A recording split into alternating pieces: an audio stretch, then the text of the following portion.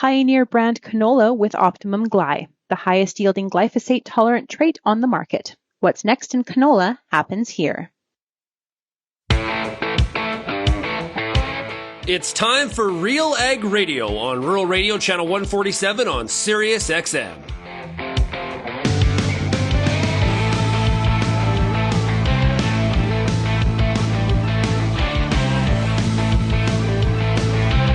RealAg Radio and RealAgriculture.com is your home for insight and analysis of the issues that are impacting your farm business.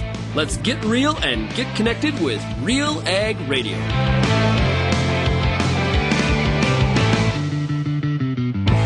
Hello and welcome to this Wednesday edition of RealAg Radio here on Rural Radio Channel 147, Sirius XM. I am your host for the day, Lyndsey Smith. I know, we did a switcheroony. Tuesdays with Lyndsey was with Sean, and now Wednesdays with Sean is now Lyndsey. And it's fine. Everything's good, and it's going to be a great show. Just stick with me here. All right. We do have, now, typically Wednesdays is for markets, but honestly, there's a lot of other stuff going on in the world, and frankly, we'll get to markets. I'm sure we'll talk about them on Friday, but a quick note on a few things that are happening before we get to what's in today's show.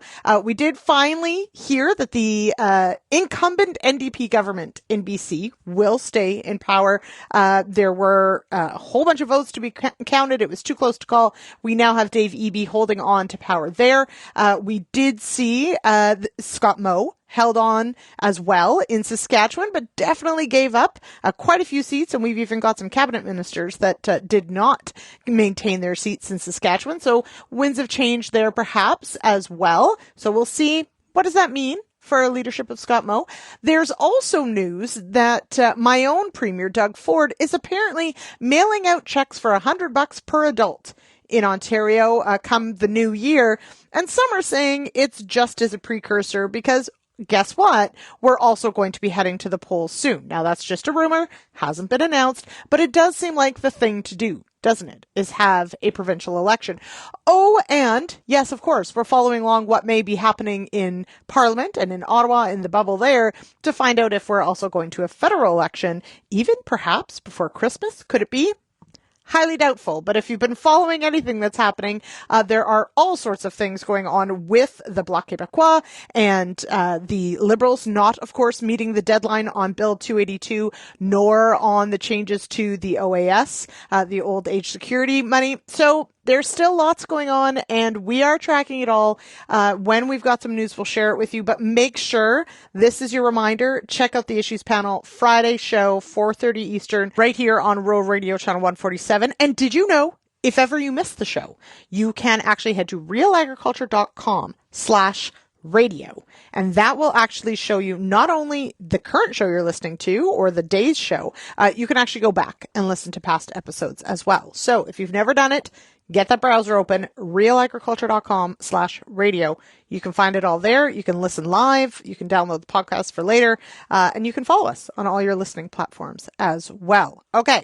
So political news aside, let's dive in, of course, to what's going to be on today's show, because that's what you're here for. So on today's show, I've got I'll admit it, there's a bit of a livestock angle. So all you croppers, sorry to say, but you're not going to want to miss our third segment because there's an exciting announcement about winning some very cool stuff in our segment 3, and it's just for our grain producers. So stick around for that. That is with CANTERRA Seeds. We'll have Lorrie Keyowski on to talk about that exciting announcement. I've also got my conversation with Jean-Michel DeVink. He's a biologist and an adjunct professor at the University of Saskatchewan, and we talk about the importance of grasslands and the conservation of grasslands in Western Canada.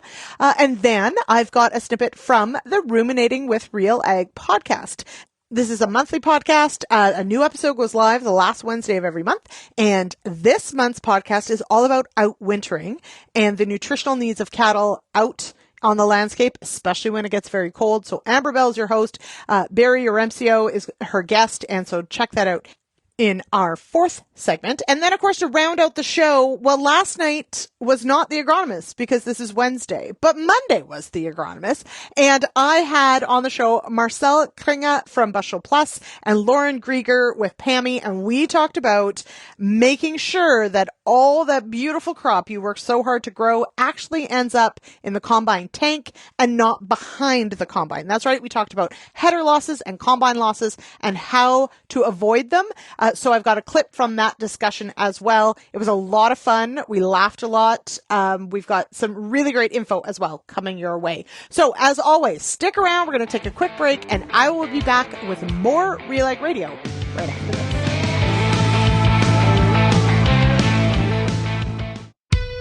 Farmers, are you ready to boost your crop yields while improving soil health?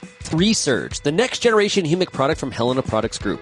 Steve Cowan of Crop Management Network talks about why they sell Resurge over other humic products. That's what I liked when I heard about Resurge, is that we can use it through an air drill and put it in furrow, which when I look at a humic product, I think that's where it should be. Visit your local ag retailer or check out helenaagra.com. Put life back into the soil with Resurge. If you're involved in the agriculture industry, it's important to stay informed on all the latest issues affecting your business. At RealAgriculture.com, we offer fast, reliable news, information, and insights to help you keep on top of all of the latest in Canadian agriculture. Visit RealAgriculture.com and sign up for our free daily newsletter covering everything from news, agronomy, animal agriculture, and much more. Visit RealAgriculture.com/subscribe today. I'm Lyndsey Smith from RealAgriculture.com. Join me Monday nights for The Agronomists, a 1-hour live and interactive show broadcast across YouTube, Facebook, and X. Monday nights at 8 p.m. Eastern, I host expert agronomists from all over the country to give you answers to some of the toughest agronomic questions. Join us live or catch the replay Tuesday morning. That's The Agronomists with me, Lyndsey Smith, Monday nights live at 8 p.m. Eastern.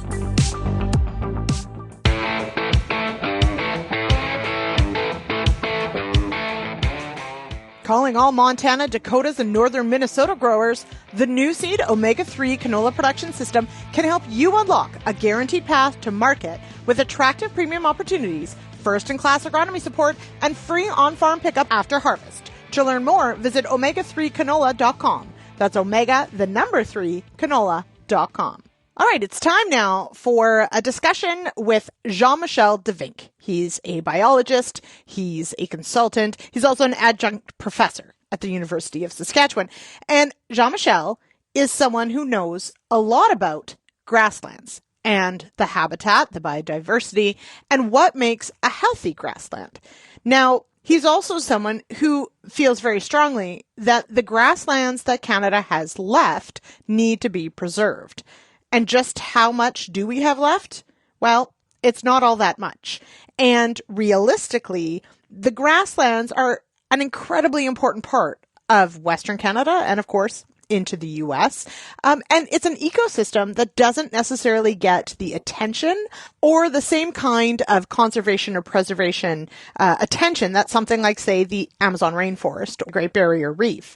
But the grasslands are an incredibly important part of North America. And Jean-Michel understands that we can't really go back to the vast grasslands that we had. There's just been too much development, and frankly, there's more people living on the grasslands now. However, there is an opportunity, potentially, to at least preserve what we do have left, and there are good reasons to do it. This is just part of my conversation with Jean-Michel. We probably could have talked for many hours, but I've just taken a snippet here, and go to realagriculture.com or to our YouTube channel.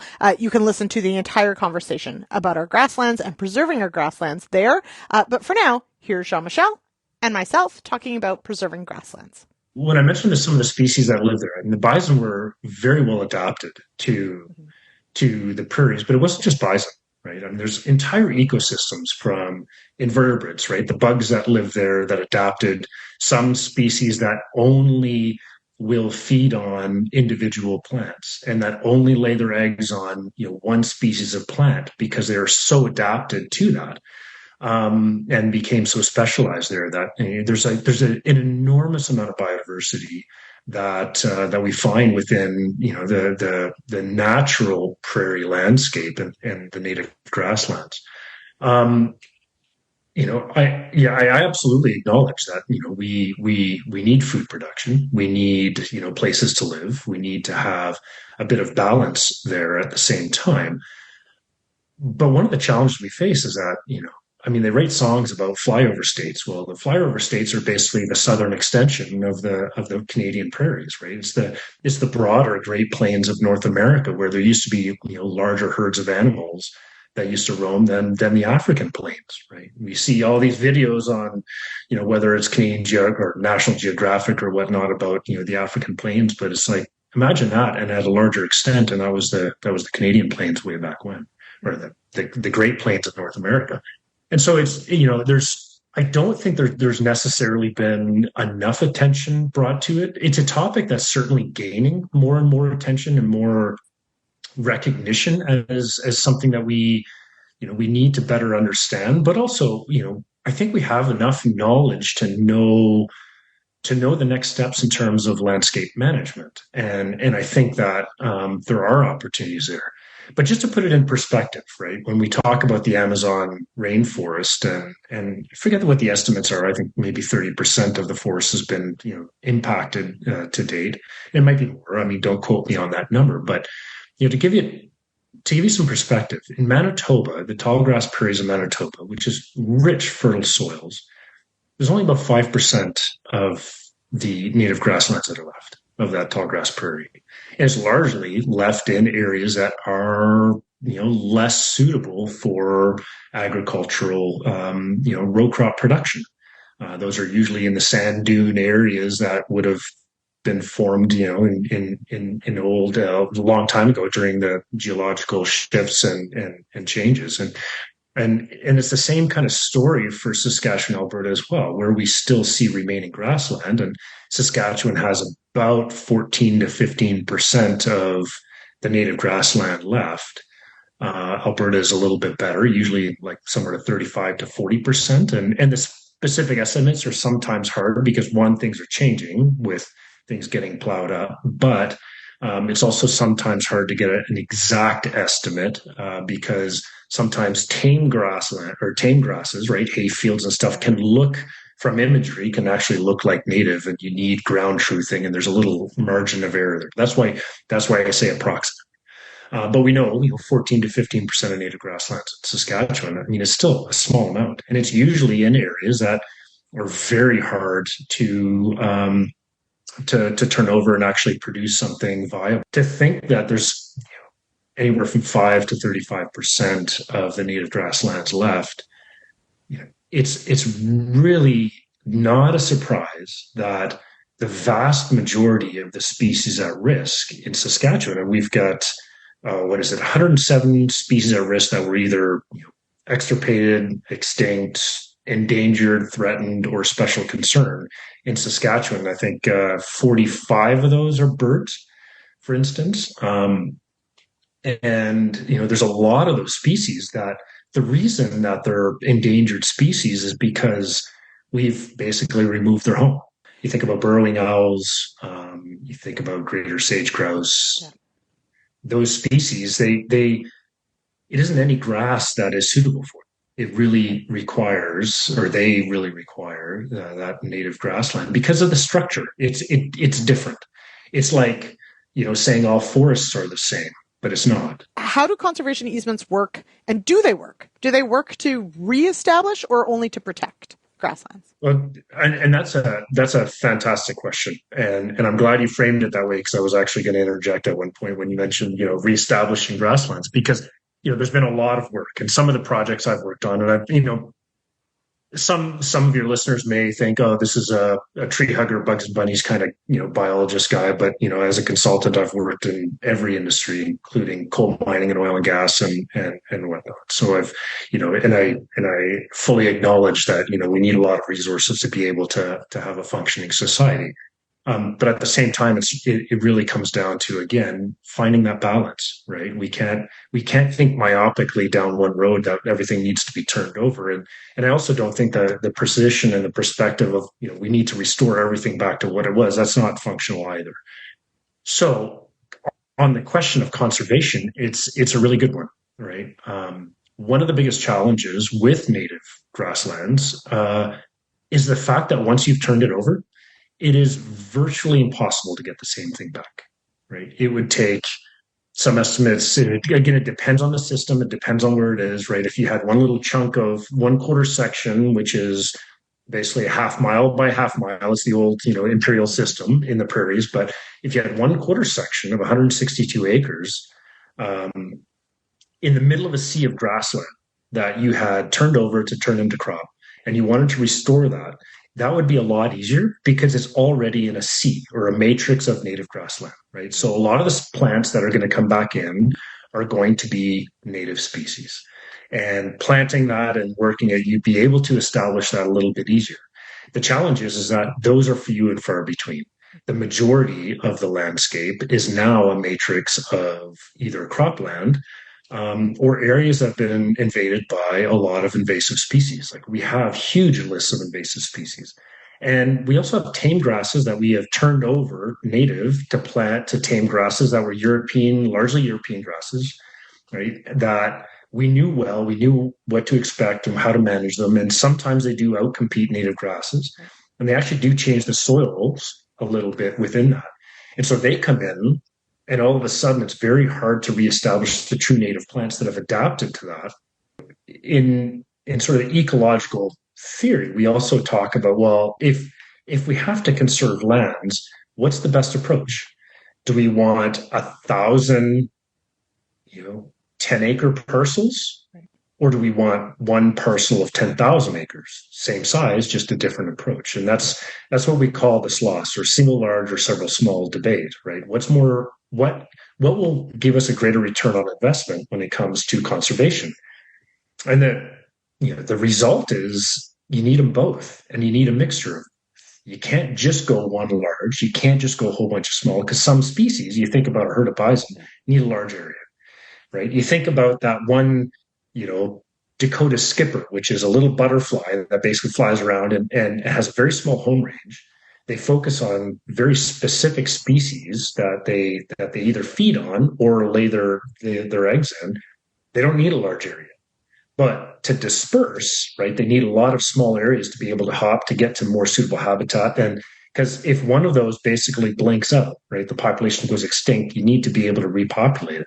Otherwise, the concept doesn't work. So it takes a lot of planning and strategy around that, and it's also why there's a lot of value for landowners that want to take an approach that is a little bit that's more a balanced approach to land use practices. And there are programs. One that's fairly recent is called ALICE, right? Alternate Land Use Systems. And there's compensation to landowners that aren't turning over certain pieces, kind of like a conservation easement, but it focuses on just little parts of that parcel of land. So whether it's a stream, the riparian of a stream, not having either cattle going through all of that, or not tilling all the way up to the stream edge or the wetland, or et cetera. So small parts that still provide a lot of biodiversity benefits, but still the rest of it is allowed for crop production. All right, we're going to end it there. Thank you so much for listening. This is a fascinating conversation. I would love to get your thoughts on this one. You can give me a call, 855-776-6147. Leave us a message there if you've got feedback. You can, of course, also zip me an email, lsmith@realagriculture.com. Would love to hear your thoughts or your experiences with potentially having set-asides or conservation areas on your farm. I know this isn't without controversy, and so certainly open up those phone lines for sure to hear back. But I also think one of the fascinating and amazing things we have here in Canada is this amazing natural ecosystem that we happen to be able to live and farm within. And I think it's really cool when we can learn how it functions and why it's important. So there you go. If you'd like to hear that entire conversation, head on over to RealAgriculture.com or head on over to our YouTube channel, hit subscribe, make sure you don't miss anything we post on there, and you can hear the whole thing there as well. All right, let's get to a break, and I'll be back with more RealAg Radio right after this.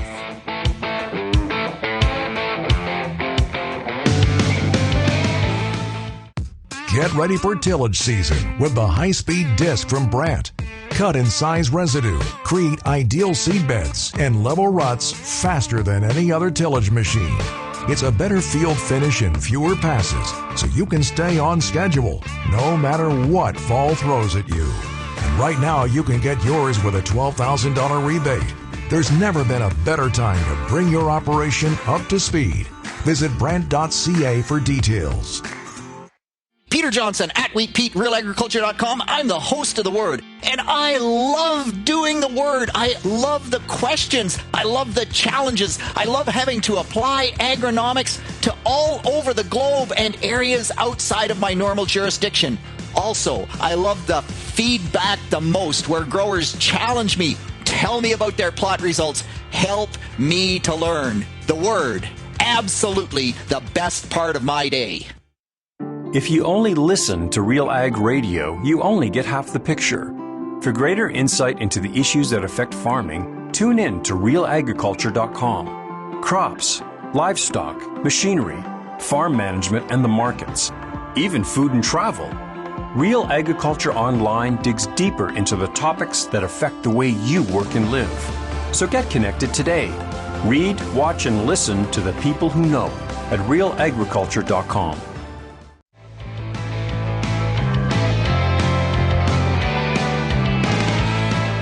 Welcome back to Real Ag Radio. I am your host, Lyndsey Smith, and it is time for today's Product Spotlight. And it's a very special Product Spotlight, because stick around. We've got an announcement at the end. Joining me is Lorrie Keyowski. She is the Director of Sales for CANTERRA Seeds. Welcome here, Lorrie. Thank you. Thank you for having me. All right, so let's talk about the next generation of Liberty Link hybrids that CANTERRA Seeds is bringing to the market. You've got an exciting new hybrid. Tell us about what's in store for 2025. We are very excited to be launching the next generation of Liberty Link hybrid to our portfolio, CS4100. It offers enhanced protection against shatter tolerance, offering a 7.3 rating on the Canola Council scale. It also has first and second generation club root as well as multigenic blackleg resistance, so it's a great fit across all growing regions for Western Canadian farmers. We've also trialed this hybrid across our network extensively this summer, which gives our team and our retails confidence and an idea of how it performs against leading Liberty Link hybrids out in the marketplace. And I'm really excited to see the results. It is certainly offering a lot of consistency across the West and definitely stacking up against the best. Mm-hmm. All right. Okay. Now, you mentioned the reach, of course, that CANTERRA Seeds has. What makes your sales team unique in delivering value for Western Canadian farmers? What makes us unique is that we're local. We're a Western Canadian seed-focused company built by farmers for farmers. Our team is also people-focused. They live in the communities where our hybrids and varieties are grown. And you can find any of our contact information on our website. And really, our focus is growing connection one field at a time. Now, let's get to the fun and exciting announcement part. Now, maybe some people have heard about free Seed Fridays that CANTERRA Seeds is putting out for this year, but we've got a special Free Seed Friday coming up. So tell us about this overall, and of course, what's in store for Real Ag listeners. Absolutely. So we have a special edition of our Free Seed Friday, which is an opportunity for any grower in Western Canada to win up to 16 free bags of their order on November 15th. But in addition to that, for the Real Ag listeners, we're offering a no purchase opportunity where your listeners can win up to 8 free bags of our new CS4100 Liberty Link. And we'd love for them to split a field and put it up against the toughest on their farm in the Liberty Link space. And we're really confident that you're going to see great results with it. So we will also be making that draw for the 8 free bags live on location with Real Ag at AgriTrade November 15th. Right. Okay. So for anyone interested, head to CANTERRA.com/RealAg. Of course, you can visit RealAgriculture.com as well. Get those entries in. Make sure that you're in the draw for this very special Free Seed Friday. Now, while they're online, Lorrie, farmers may want to go and check out some of the performance trials, look at some of the data you have on your hybrids and including this one. So while farmers are at CANTERRA.com, what can they find there to help inform their decisions for 2025? Well, they can find anything that they need to know about CANTERRA, like from our contact information, as I shared before. You can check out our performance results. They are being refreshed constantly, and we post all of our results, whether we win, lose, or tie. So we're very upfront with our performance results. You can also find your preferred CANTERRA Seeds retailer near you, or you can order right on our website through the Order Now button, and we will connect you with a retailer near you as well. All right, wonderful. Lorrie, thank you so much for joining me on the show today. This is super exciting. Thanks for doing this for our listeners. You're welcome. So that's right. You heard it here. Free Seed Fridays, especially for our Real Ag audience. So do not disappoint and do not hesitate. The draw will be November 15th. That is coming up sooner than we think. And get your name in for the draw. This is no purchase necessary, as Lorrie said. So head on over CANTERRA.com/RealAg. That's CANTERRA.com. CANTERRA.com/RealAg. Get your name in for those 8 bags of this Friday. This is CS 4100 LL. It is a Liberty Link variety, a hybrid, new for 2025. And if you do win, of course, they want to see what you're going to do with it. If you're going to put it up against your favorite hybrid, maybe out there, and see how well it does. And we would love to know as well. So yeah, super thankful to CANTERRA Seeds for doing this. I think it's super exciting. So get on over there. That's CANTERRA.com/RealAg and get your name in for the draw of 8 bags of seed for the 2025 season. It's time, of course, to take a quick break, and I'll be back with a snippet from a Ruminating with Real Ag episode that went up earlier this week. We'll be back with more Real Ag Radio right after this.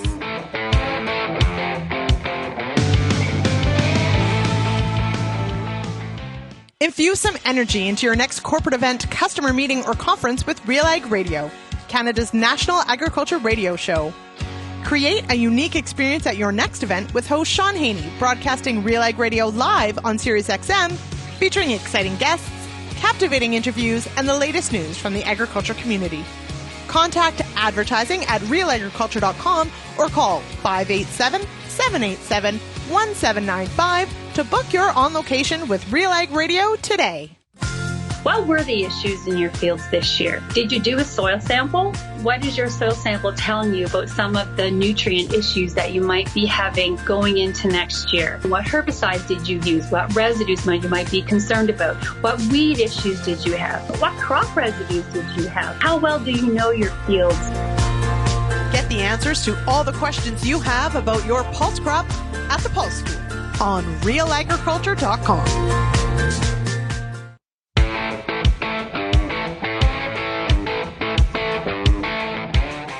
Welcome back to Real Ag Radio here on this Wednesday, October 30th. I am your host, Lyndsey Smith, and this segment is brought to you by SGS Canada, delivering reliable agricultural lab testing for your crops, soil, feed, water, and seed.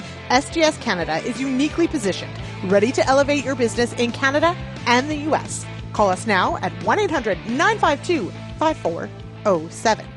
So you may know with Real Agriculture that we have, an incredible amount of video series. We focus a lot on agronomy, of course. We've got machinery. We've got issues. We've got policy. We also have, of course, livestock production. And one of the podcasts that we recently revived is Ruminating with Real Ag. So this is a podcast started many, many moons ago, in fact, probably a decade ago, that our own Amber Bell has revived, revamped a little, and has kicked off now with the second episode of this latest season. And so I've grabbed a snippet of it because, frankly, her guest is fascinating and I love livestock. So here we are. But the topic is outwintering. Now, this is perhaps a new term for something that many people have been doing. But this idea of outwintering livestock on the landscape to try and distribute nutrition, for one thing, crop nutrition that is, to lower yardage costs like manure cleanout, etc. Doesn't necessarily have huge pickup, but could potentially really help to potentially increase profit margins, perhaps save on yardage, and definitely get manure where it eventually is going to end up anyway, and that's on hay, forage, or even cropland. So Amber Bell talks to Barry Yaremcio, and she's going to dig into outwintering and, of course, the things you need to think about when it comes to the nutrition of the livestock that you are outwintering. It's a newer term, but the process of keeping cattle out on dormant grazing or stubble grazing, stockpiles, grazing, bale grazing, grazing on corn or other annual crops. That's been going on for a few years. And some of the big advantages with that is, one, you don't have to start a tractor and spend money on diesel fuel. And two, when cows go ahead and drop their manure and urine in the field, you get a 40% higher nitrogen retention compared to hauling manure out of a dry lot pen. And three, if the cows are dropping the manure out in the field, then you don't have to spend for cleaning out the corrals in the summer. And what would management look like in some of them? Let's take silage, silage grazing or something of that nature. What would management look like? What are you looking for when the herd is out there, when you're walking through the cows? Especially if it gets cold. I mean, we get minus 40 here for a week or two usually. So yeah, what are you looking for? If the cows are satisfied, you should be seeing them laying down at various times of the day and not continually grazing or picking for feed. Their biggest meal is first thing in the morning. There's a second meal mid-afternoon, and a third one towards evening. If they're laying down and chewing their cud, that means they're content, they're happy, and everything is going well. The second thing I look at is the manure. If you see the manure is reasonably flat, like the way a cow pie should look, everything's good. There's lots of protein, the feed is being digested.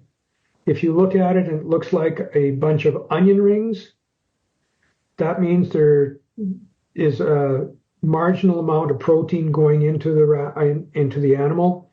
And if it piles up like a pyramid, then you know you're definitely deficient. So they can't talk to you, but if you watch them, your behavior and the manure, you can get a pretty good idea of how they're doing. Third thing is look at them. See if there's a good amount of flesh covering the short ribs on the right-hand side of the animal, and that's from looking from the behind. If there seems to be a little bit of a triangle showing up and a concave appearance, that tells me they're losing weight. And then, so how would you decide at what point throughout the season, so say the whole herd, you're seeing they're not doing so well on it. At that point, what decision process would you go through to say, hey, maybe we should be adding some protein or some supplements? And how would you decide that? If you start to see the entire herd dropping in condition or not being content out in the field, I know of managers who take silage to supplement the bale grazing or swath grazing or whatever system they're using to increase the energy and the protein content in the feed that these animals are consuming. So once every 3 days, they go out, feed 4 or 5 pounds of grain, add in some extra barley malt sprout pellets or a pound or a pound and a half of 32% supplement. And that extra protein will last about 2 to 3 days in the rumen. So it will get the effect that you need to improve intakes and improve digestibility. So you have to do something while they're out on the pasture or out in the field grazing so that they don't lose condition. Mm-hmm. How much of a difference can an access to fresh water source make in them losing condition throughout? Water is critical. If they do not drink enough water, they cannot consume as much feed. It does not get digested as quickly. Therefore, they don't meet their nutrient requirements. The other thing is interference of nutrient absorption with water quality is a big concern, especially in these drier years where dugouts aren't flushed during the summer or in the spring with the runoff. You get an accumulation of total dissolved solids, all the other minerals in there as well. And the two that I really watch out a lot for is sulfur and sodium. Sulfur, if your levels get too high, combine that with the sulfur in the feed and your total sulfur content is more than 0.4%, then you've got the potential for having problems with polio and dead cows. When you have sodium contents in the water over 300 parts per million, that provides enough salt to meet the animal's requirements on a daily basis. So having them consume free choice mineral out in these situations with that high sodium water, their intake is going to be very, very low. So a lot of times what happens there is to eliminate the extra salt that typically is in the minerals, take it out completely, put in some wheat mids, wheat distillers, or some other product that's palatable and desirable by the animals to increase their free choice consumption, and that typically takes care of the problem. That's great. I think it was BCRC. I was reading something on their site and talking about how depending on what the water nutrients are, that can really reflect like certain specific micronutrients that the cattle aren't getting. And that was something I didn't know before, so it's interesting. Yeah. The big thing with the sulfur, along with polio, is sulfur and molybdenum tie up copper. Copper deficiencies, typically you can see that visually. If you've got a red or a black animal, line the animal up between you and the sun and look along the flank. If the tips of the hair will look orange in color and not black or not red, that's a poor man's indicator that you've got a copper deficiency. And if you're short of copper, you're typically short of the other trace minerals as well. Outwintering methods for calves generally doesn't work that well because the amount of heat that those calves lose compared to how much they can produce from the feed that they're consuming is not enough to keep them warm. So they're always under a cold stress situation. So average daily gain, feed conversion efficiency on those smaller animals is much better in a dry lot pen. Okay. And what would you consider a smaller animal? So at what point do you think, like if you're going in with maybe some open heifers or something, as opposed to, what would be that breaking point? My guess on that would be something with something in the size of about 900 pounds or more. That's bigger than I expected. Yeah, but just a guess. I haven't read anything as to what the actual number would be, but by that time they're eating quite a bit of feed and they should be able to keep warm. But that makes sense. It really does. So do you have any tips for feeding cattle during some of the more extreme weather events? So if you're getting, we know there's a snowstorm coming in, or a really big cold snap. Is there any tips you can give producers for those times? If you know that a cold snap is coming, if you are feeding some grain to the animals during the warmer periods, start increasing the grain content a couple days before the storm hits. That way they're producing more heat, they'll be able to withstand the cold temperatures. Cows can resist temperatures down to -20, that's the thermal neutral zone. Colder than that, the animals cannot produce enough heat by digesting the feed to stay warm. So you have to provide a higher quality feed to them. Yes, they do increase their voluntary feed intake when it goes up, but for every 10 degrees below -20, you have to add 1 additional pound of barley per head per day. So at -50, you're feeding an additional 3 pounds a day and allow them to eat as much good quality forage as they need.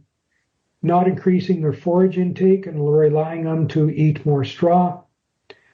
That does not work. You have to maintain that protein level so they can digest that feed during the cold weather. Straw will just, with 4.5% protein, that slows down the digestion rate. They can't eat as much and they lose more, and they can't produce as much heat. So on the other end of it, when you're coming out of the cold snap, start reducing the grain a couple days before the warm snap hits. Because if you don't, what happens is those cows are still producing that amount of heat. They don't lose as much. They're going to be under heat stress, and they're going to reduce their voluntary feed intake.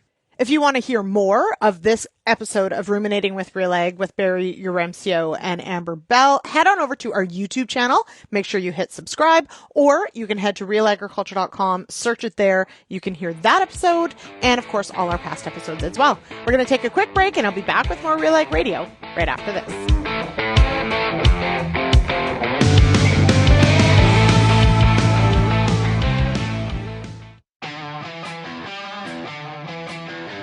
Advanced canola trait technology is here.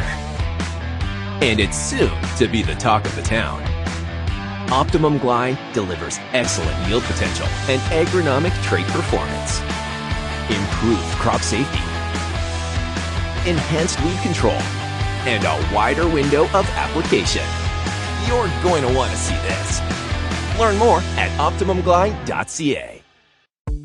There's a reason we call it the Corn School. Videos on everything from planter setup to weed control, field trial results, and the latest yield strategies. The Corn School on RealAgriculture.com has the information and advice you need to help you succeed. Brought to you by Pride Seeds and BASF. Corn School episodes are available at cornschool.com, from RealAgriculture.com, or as a podcast in your favorite podcast app. Check out the latest Corn School episode today.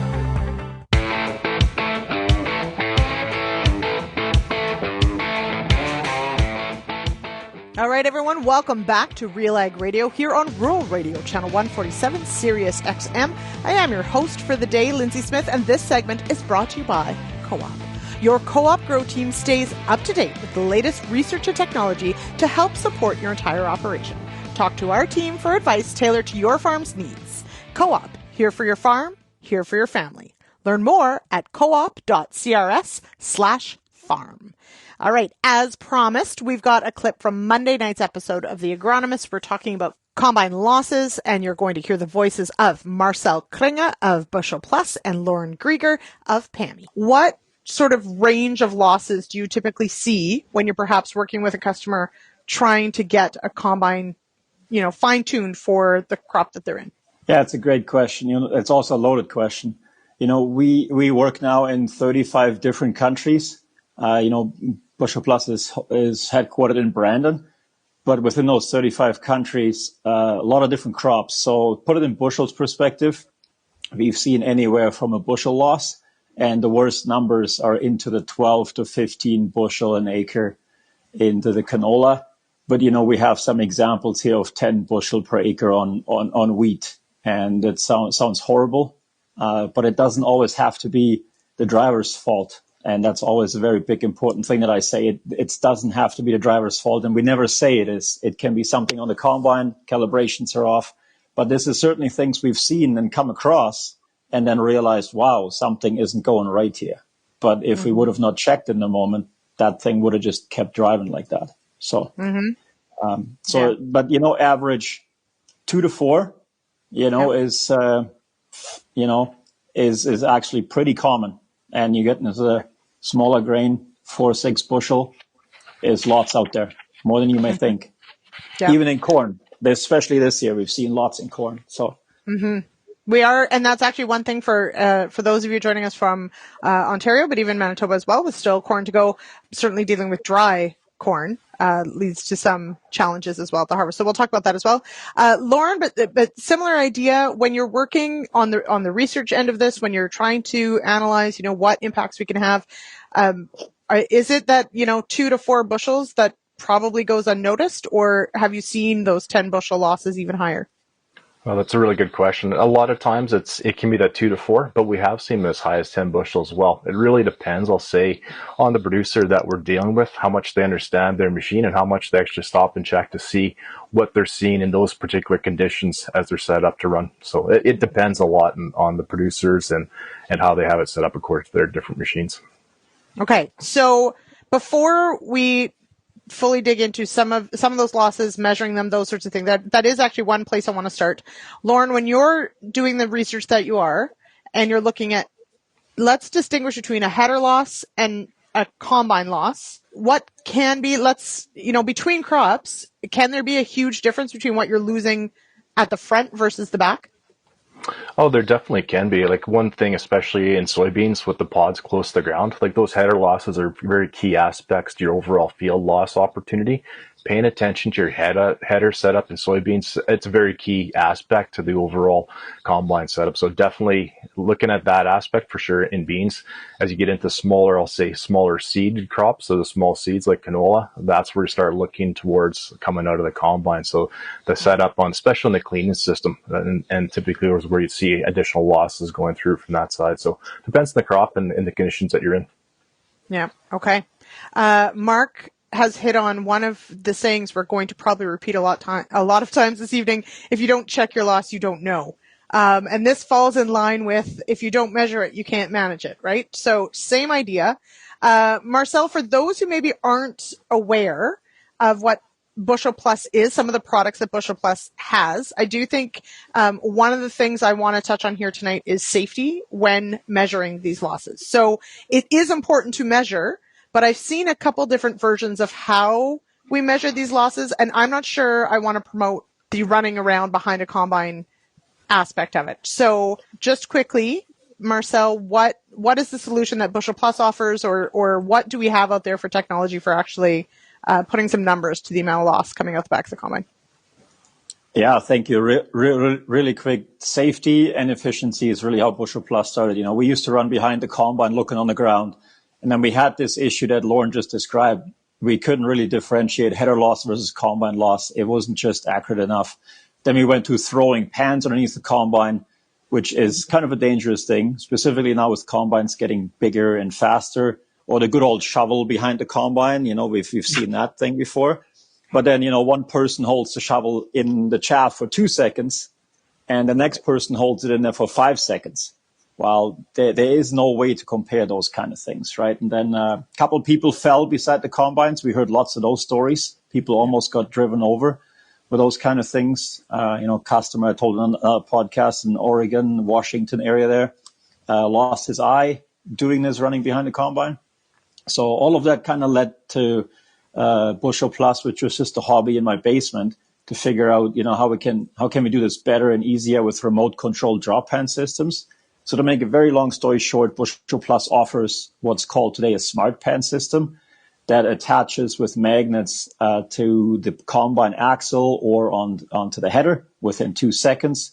And then you can, with the remote control or from your phone app, can drop a test pan off the combine onto the ground.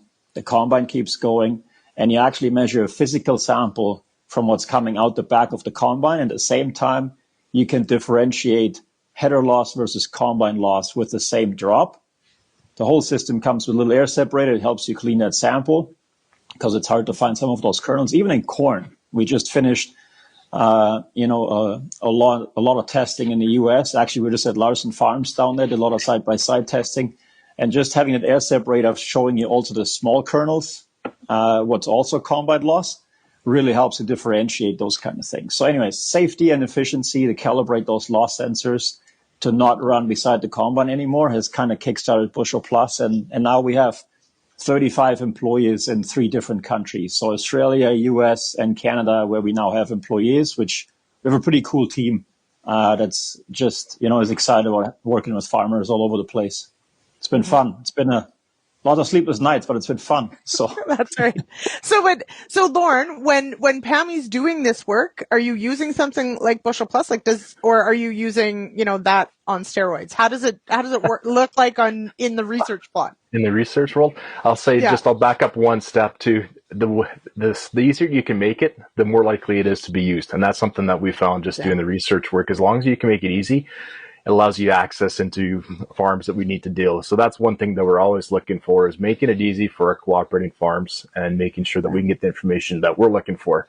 And to answer your question, yes, we use Bushel Plus pan as one of those things, and we also use SureGain as well as one of the other tools. So make sure that whatever you're using, make it easy for yourself so that you can get the information that you need to be successful as a farm. So for sure. Okay.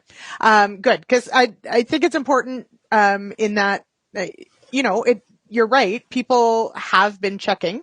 But Marcel, you bring up a really good point about, the consistency of being able to measure what's actually coming with back. Because if you make an adjustment, you've got to be able to consistently measure the difference to see if you've actually tuned it the right way or not, or whatever. Now, Lorne, I want to dig into a little bit about, obviously, we're going to talk about setting and measuring those losses, et cetera. But we also know that crop conditions, weather conditions, the time of day can have an impact on the amount of losses that happen. So what do we need to know about, as the day goes on? Should we be testing at different times, changes in weather? What does that look like in a day? That's a very good question, Lyndsey. The combine as a whole, it's a processing machine. And if you have a consistent process that you're in each day, no problem. That is the easiest way to get it set. Reality is conditions change, and therefore your process changes as well. Understanding what your machine is going to compensate for and the conditions and how much they're changing, that's where you need to make the decision as to where do I need to stop, where do I need to check. So heat of the day compared to as it's starting off in the morning, what's a little bit tougher. Like those are some key things to think about and consider as to what's happening in the front and also through the combine as a whole. Mm-hmm. I think we have a slide, Producer Jay. I want to say slide 3 of Lauren's, maybe. Hang on, I have it here. But well, look, slide 2, maybe. Let's start at 2. Yeah. So walk us through a little bit just how big of a difference it can make, or what are the biggest factors that can change the amount of loss? Absolutely. There's different conditions that when the combine is operating, definitely looking at where is that impacting the machine and the setup as a whole. This is some work that we did in 2019, a survey with harvesting canola across the prairies, and wanted to understand, okay, what are the conditions that were most important to pay attention to as the person in the seed or the person that's actually putting the grain in the bin at the end of the harvest season. We went through with each of the tests that we did and measured the variables that were part of that overall loss assessment, and then started breaking those down into categories. This is specifically for canola, but temperature was one of those key things you start looking at. Okay, as it gets cooler, a little tougher to thresh. So when you start looking at your losses, those are some key things to consider. How easy is it to separate, and therefore the potential for loss is that much less. Same thing too when you start looking at the relative humidity. When it gets higher relative humidity, harder to thresh, harder to separate. That's one of those things that we noticed for conditions that made an impact on the losses for machines that we're testing as part of this overall study.